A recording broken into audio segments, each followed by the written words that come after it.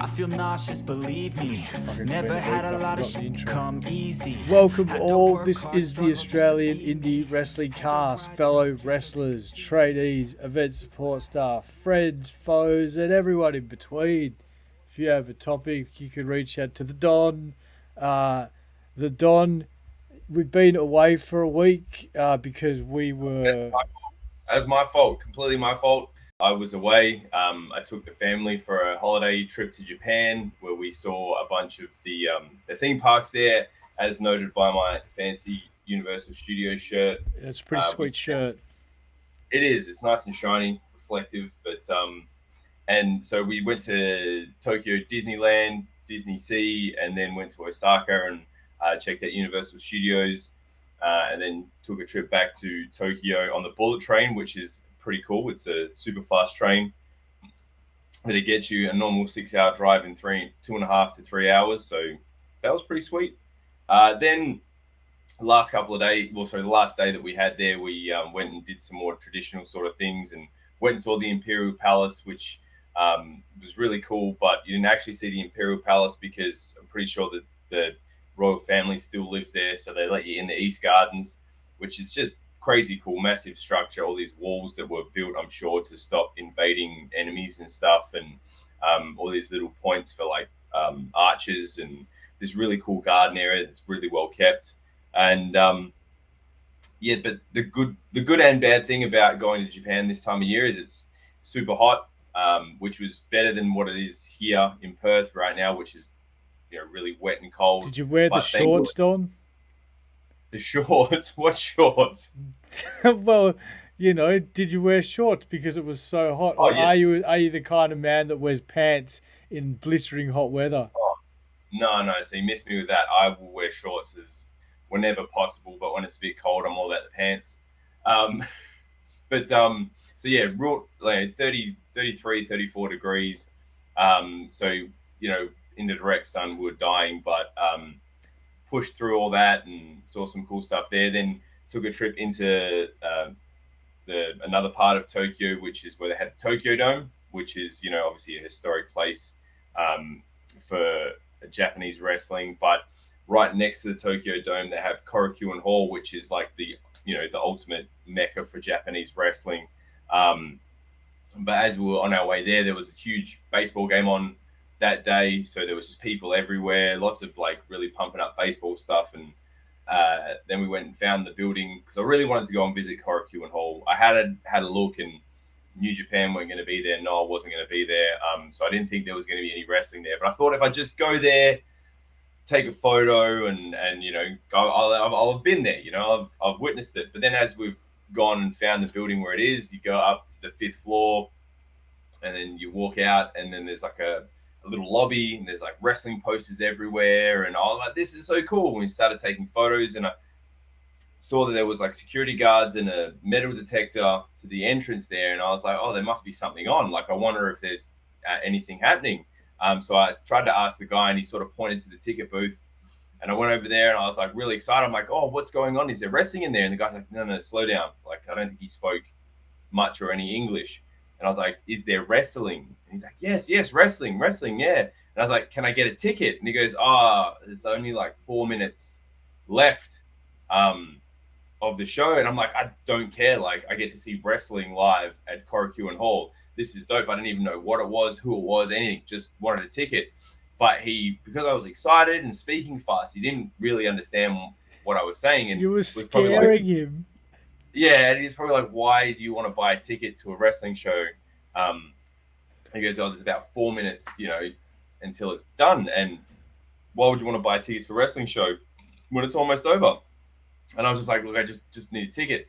So my wife has whipped out Google Translate and started punching in like, can I please buy a ticket? And she showed it to him. And as he's reading it, he's called someone else over to try and understand what's going on. And as they're doing it, ding, ding, ding, ding, show's finished. And I was like, man, like just the way everything worked out, I missed out. Could have gone in and watched some wrestling at Kouroukan Hall, but it wasn't so bad. Like, it was still a great trip. Did you get inside the hall at least? No, because obviously people were starting to pile out and that, and it was a bit of a it's a little bit of a devastating situation. So we just sort of like walked on and went to get some lunch. I found out it was Wave Wrestling or New Wave Wrestling that was there, and so I wouldn't have known anyone there. But it still would have been cool. But you know, things happen. Doesn't always go the way. If I had have planned a little bit better, we might have gotten there a little bit earlier and caught something. But I was there. I took a photo out front, and I was at the Tokyo Dome. And you've joined that illustrious club on the internet who have got the photo outside the hall, given the thumbs up. You've made it to the mecca of wrestling. Yeah. But then we went to Shibuya. Went to that Shibuya crossing, the one you see in all the movies where like massive people just cross over the crosswalk when it goes. There's no one direction. It's everywhere. Went and found a nice teppanyaki restaurant and watched them cook some steak in front of me and had a great night. And then that was the last night. We went back to the hotel, slept, and then took off back home. But one of the cool things we did as well, the first place we stayed, the concierge at the hotel was a robot dinosaur. Oh. So you walk in and you check in and it's a robot dinosaur talking to you. And like a man in a suit or a legit robot dinosaur? Legit robotic dinosaur. Yeah, that's pretty cool. Yeah, I thought that was pretty cool. It's very Japan, you know, like that's the sort of thing you only find in Japan. So, and that was cool. But yeah, like I say, Disneyland, Disney Sea, which is two separate theme parks in the same area. But just the attention to detail to all this stuff was just next level and cool. If you're not a theme park enthusiast, then you know it's not for you. But if you are a theme park enthusiast, you have to go. So, but yeah, good times had by all. That's why we missed last week's episode.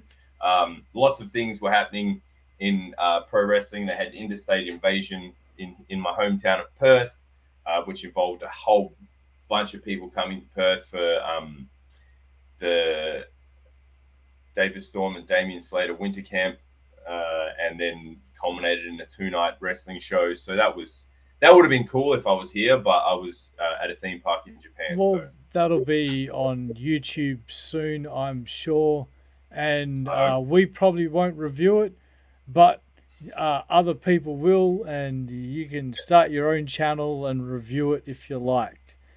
Yes.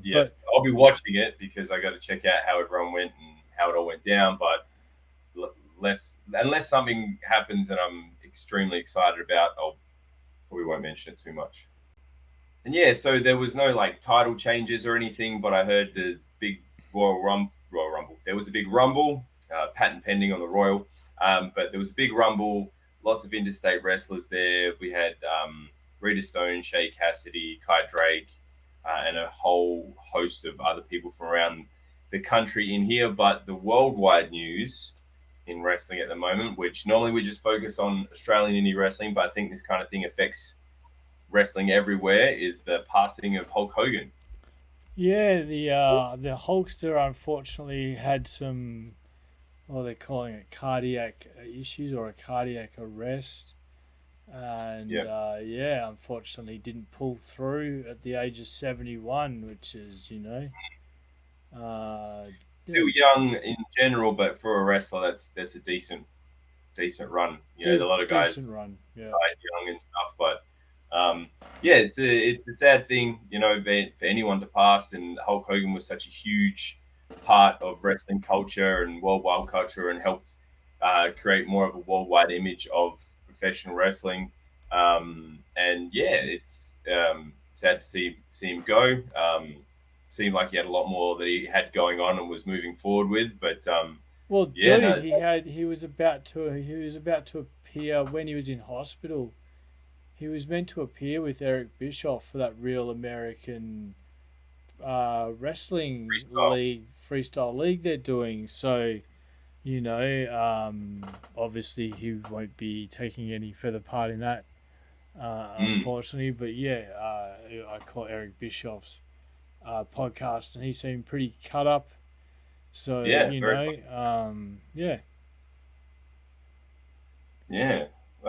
So that's rest in peace, Hulk Hogan. Yep. And then there's some other stuff you were saying we both caught on the internet. was the Maven video. Oh right, well yeah, well the first, if you want to have a segue, the first Maven video I caught on the internet was him talking about Hulk Hogan, but he pressed a automatic generate image. You can automatic generate image, and it was one of him smiling. Yeah, no, I So saw he had that. to apologize for that. But the one we're talking about with Maven is called Being a WWE Wrestler Sucks. And Yeah, I sent that through to you, and I said, hey, give this a watch, because I reckon there's something about being that there's stuff not being said here, especially for being an independent wrestler or a wrestler at a more local independent level, and the sort of outlays that you guys have to do, which, let's face it, is a lot dearer in a lot of capacities than the kind of outlay you would outlay. I'll stop saying outlay soon. But the kind of money you'd put down, say, like at a football club hmm or a cricket club or even yep, a karate dojo like Cobra yeah, Kai. So yep, you know, you'd pay for the footy boots, you'd pay for the small shorts, you'd pay for the jumper, you know, you'd pay for the gi, you pay for pay the the fees for it. basketball, it's a one-off payment where you guys sort of have payments to make every show. Don, take us a few of the outlays that an independent wrestler has, and why it's not exactly all rainbows, sunshine, lollipops, and everything for an independent wrestler. Yeah, so in essence, like it takes a large financial investment to become a professional wrestler. I mean, to be honest, you can do it on the cheap, but you will then look like shit, and people won't really. It doesn't appeal to a larger audience. Maven covered a lot of stuff like in the indie leading up to before you become a WWE wrestler as well, which was interesting. Um, and a lot of it was true. But like for your standard Australian independent wrestler, if you want to halfway take it seriously So at the very why least. why I wanted to ask you this was Maven himself said he had a very different bringing into the business through NXT. You know, Hmm. through the NXT shows. So he wouldn't have had to gone through a lot of the initial setup and startup costs that you have. Sort of, Yeah. it's the same sort of setup and startup costs. You're running a small business. You have to think of it as a Yeah. small business. So just take Hmm. us through that, which is what I thought was more going to be what more you would have expertise in, and Yes. heard the horror stories from Yeah. colleagues. Yeah. Heard the stories of, hey, I got this on the cheap. Start the car, you Yeah. know. Yeah. Yeah. Those sort of stories, Don, if you could. Yeah. Yeah. So like the big thing as well, like initially, is your training fees, which you'd have to pay for with any kind of, well, with most sports and that, but it's a little bit more inclusive and can take up quite a bit more time, especially if you're taking it a bit more seriously. Um, and then again, as you progress, you've got things like the gear you wear. Like it's not a standard sort of everyone has the same sort of thing, so it's all the same sort of cost. Um, so it the different type of costume, whether you go and see someone who's like a professional gear maker, or if you go and purchase a few things and create a look or an outfit, that can be quite costly. Or if you Um, learn to sew like Matt Hardy did. yeah, yeah, you can create your own stuff. But even then, yeah, if you hand sew it, that's uh, hours of labor. But then to invest in a sewing machine, would be a whole nother investment as well. But if you skip that, you just pay someone who makes it, and the quality is obviously determined by the price a lot of the time as well. Who are Then some of you've the got local people that you know that make gear? Name some names.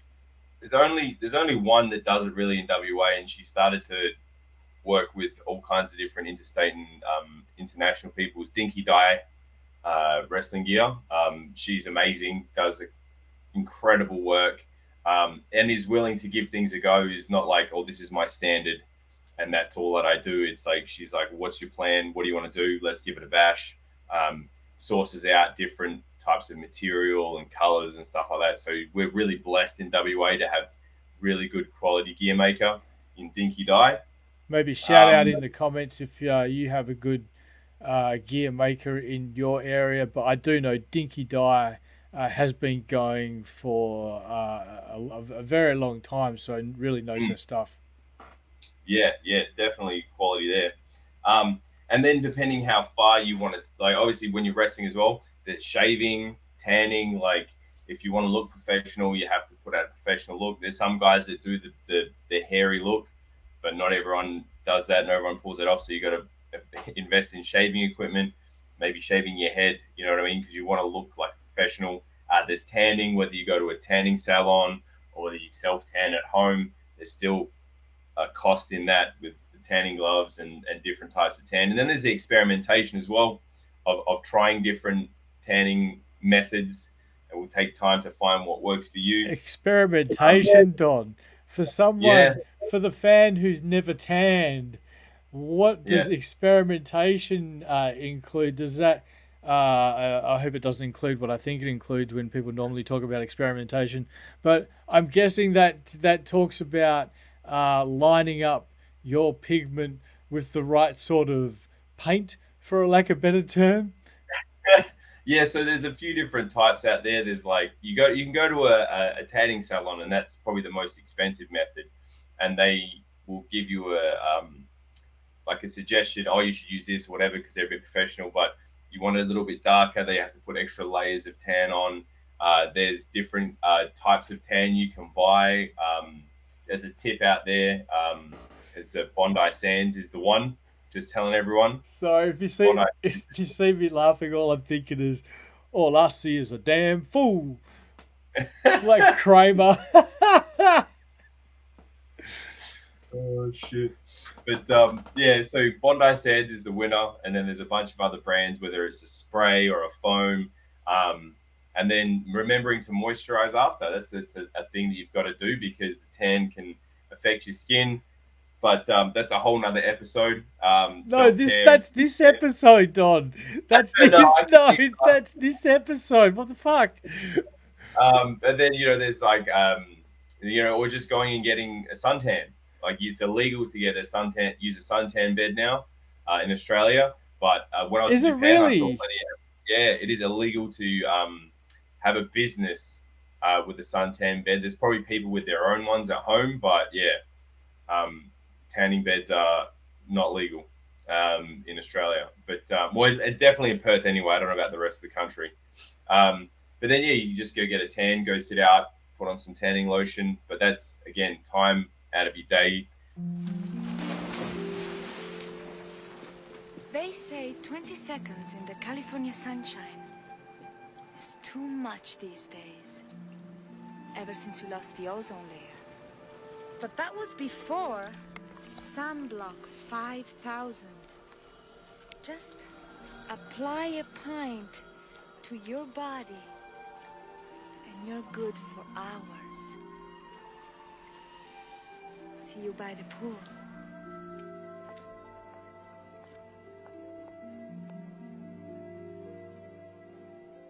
Sunblock 5000. Protection for the new age. It's a little bit better in budget, I guess, but there's just a million different things that you've got to figure out as a professional wrestler or works for you with your timing and stuff like that. And then we move on to, like, again, how serious you're going to be is food as well. You can't just buy a Macca's meal every time because then you will look like shit. You've got to buy the right food, high in protein, low in carb, or high in fat, so whatever it is that works for you. And then a gym membership. You got to hit the gym. You've got to work out. You've got to look a certain way, or at least prepare your body for what is coming as well. Like, you strengthen up your joints and your ligaments. It means there's less injuries in the future. So the gym can help in many different ways. And you got a whole nother level again, whether you get some sort of personal trainer, with who's a dietitian who can give you the right advice as far as what you eat, and different supplements you take. There's another cost in it as well with supplements, whether it's protein, creatine, vitamins. There's all these things that you need to consider. Yes, some of that can be contributed to just a healthy lifestyle, but if you want to take yourself and have other people take you seriously as a wrestler, these are all things you need to consider and need to invest in. And the payoff very rarely covers it all. Actually, quickly speaking of personal trainers, there's plenty of people using at the moment Progress 365 in Perth, and are having crazy, amazing results from that.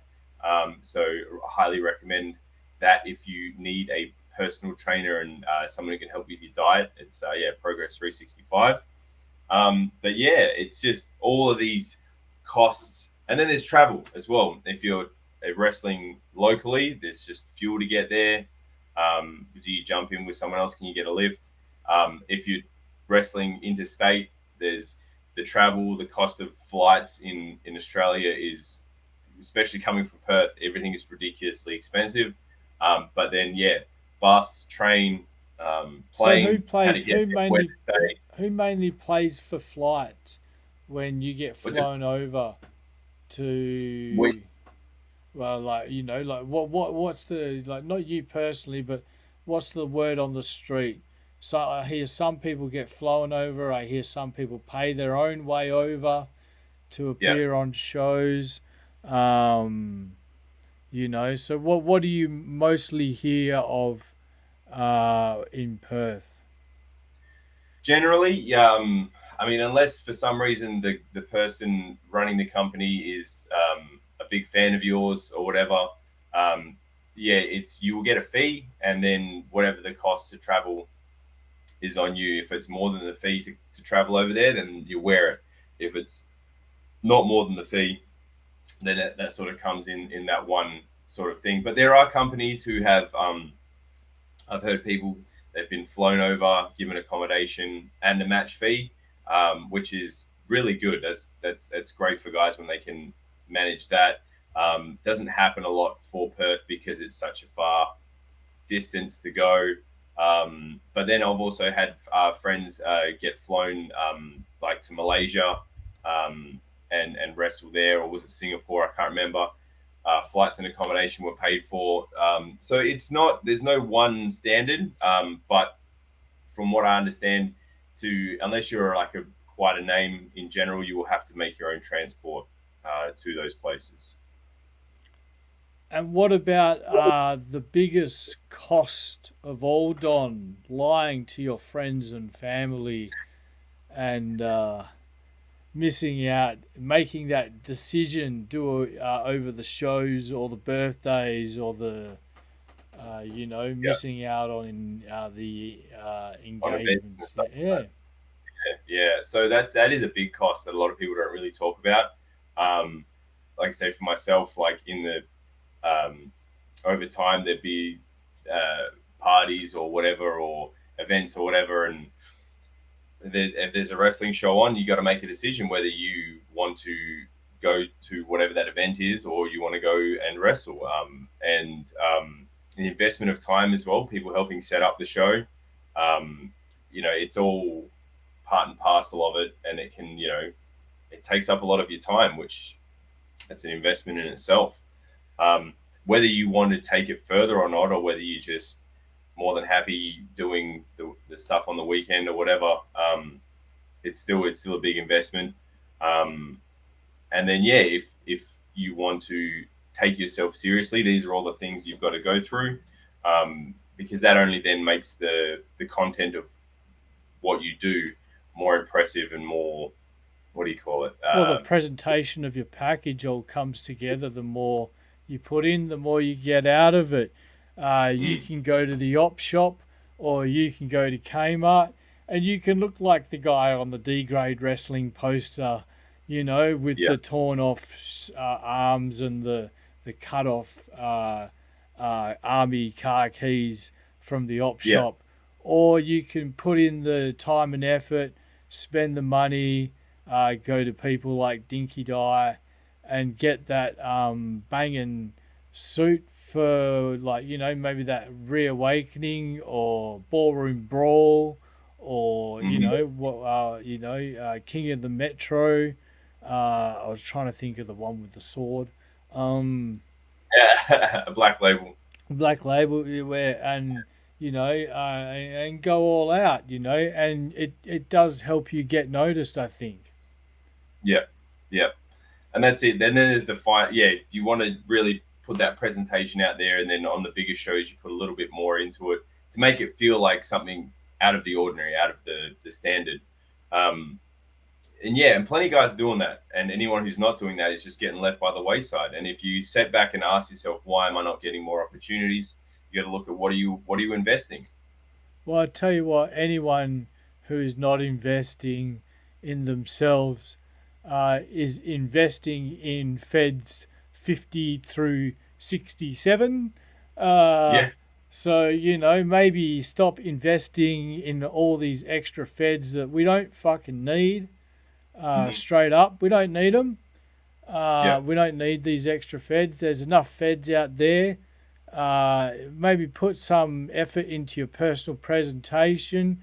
Maybe, hang on, I'll turn the camera on for this, Don, so you're not copping the fucking heat.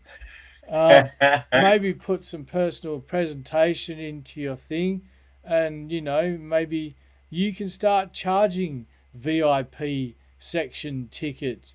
You can start charging a bit more for your tickets because you're putting a bit more into your presentation. You know, I paid over $100 to go watch MCW the other night, and I felt I got my money well worth it. I've paid $20 the other nights, and I felt like leaving halfway through. So, you know, it all comes part and parcel of how much you're willing to put in and how much you're willing to put out. And if you want to tie it back to Hulk Hogan, you know, all the money that was put in behind him, from the wrestling figures to the cartoon series, all got him over. He learned how to got over and made a bulk money of the business, became the face of the business, and stuff like that. And you're not going to become the face of anyone's business, let alone the local 67th Fed in Australia. You know, you're going to become a bit player on those Feds as well. You're kidding yourself. You're absolutely kidding yourself. Hey, put some fucking effort in. Yep. Well said. And that's what everyone's trying to do. There is the people at the sort of top level who are putting that effort in and creating an aura around it that is not just a backyard Fed or not just a bunch of people jumping around trying to tender wrestle. These guys are working hard and, you know, looking like and being professional wrestlers. And that's what we're selling here at the end of the day. We're not selling a couple of mates in the backyard. We're selling professional athletes competing in a sport. Yeah, there are just a few posters going around at the moment of some shows that are just absolutely just like, why bother? Why, why present that to the venue and then have that venue think that this is what local wrestling is, and then local venue managers talk, you know, and they all talk and they all talk and they all talk. But Don, speaking of talk, tell us what's on this weekend. Before we get into what's on this weekend, I thought I'd just give it a little bit. That's okay. No, that's all right. That's where we should be going. But I'm adding in a little something extra for my own personal benefit and for anyone else listening as well. Is over the next few weeks, August is a really big month in Perth for wrestling. We've got SCW Ambition 4 on August 9th, which I'll be appearing. EPW Hell or High Water, August 16th, which I will be appearing as well. And Dude, Where's My Ring? That don't even go here. It's August 29th. That's still to be decided whether I'll be appearing there. But there is a lot of wrestling over this month. And thankfully, no one has booked it on the same weekend as everyone else, like has happened a lot previously. So space out your month. If you want to go to some wrestling in Perth, there is plenty to do. Hey, now, speaking of wrestling in Perth, just quickly, I caught a little thing while you were away that single tickets are going on sale soon for the WWE. So That's if you're a single loser like me, and you want to get a ticket, and you've got no one else to go with, or if you are like me and you stand up and you see about 20 people within eyes distance of wherever you are, get that single ticket. Get onto those single tickets. They are now for the single events. They could even be on sale before, during, after this goes to air. So just go and check out the site. You might get lucky. You might get pre-registration or pre-cognation, depending on whatever form of ticket purchase you want to buy. So get on, precog yourself over to the Ticket Tech website and get on that. So you can either go to SmackDown, Crown Jewel, fuck that, or Raw, because we basically know what's happening at Crown Jewel. Cena's going to walk in, walk out, and then, and I'm there for it. I'm there to have that. I've already paid. I've got my 3-night ticket. I'm going to need to take my vitamins and say my prayers to make it through that weekend. It's going to be massive. What's on the weekend? Yeah, get us through what's on the weekend. Yeah, the wrap around the country. I've just got it. There it is. This weekend in New South Wales, Pro Wrestling Australia presents The Climb at Combank Stadium on the 1st of August and the 3rd of August, a Friday and Sunday respectively. Newcastle Pro Wrestling presents Shattered 9 on August 2nd. Suplex Pro Wrestling presents Season 3, Chapter 6 on Friday, August the 1st. Queensland Pro Wrestling Power presents Iron Rumble 2 on Saturday the 2nd of August. South Australia, Riot City Wrestling has Mean Street Mayhem 61 Mayhem Forever on August the 2nd. And Pro Wrestling South Australia presents Clash of the Titans 2 on August 2nd as well. In Victoria, Adrenaline Pro Wrestling presents Breakout 59 on the 1st of August. Lucha Fantastica's back on doing the rounds, has their circus show in Bendigo on the 2nd of August. And Renegades of Wrestling Eye of the Storm is Saturday, August the 2nd. So, get around some local pro wrestling, because there is plenty in all states, except WA and Northern Territory and Tasmania by looks. But there is plenty of wrestling. Buy your tickets now. Keep a look forward to the next couple of weeks, because there is definitely something happening in your town very soon. There's been a few training camps on just quickly, and I think there's a few training camps coming up. I saw Robbie Eagles was hosting one in Adelaide coming up soon, and I saw there was one in Riot City Wrestling on the weekend. And, of course, you guys had one this week, a huge one, and we'll look forward to seeing the end results on YouTube of the invasion. Interstate Invasion. Don, thanks for that. Get us out of here, buddy. Thanks, everyone, for tuning in. Please make sure to support local wrestling. Buy a ticket to any of the shows that we've just talked about, or the ones coming up in the future in your area. If you want to support a specific wrestler, head to that merch table. All proceeds for that go straight to the wrestler's pocket to help them build their wrestling dream. Thanks, everyone, for tuning in, and we'll see you next week. Hell, give them your hotel key room, whatever.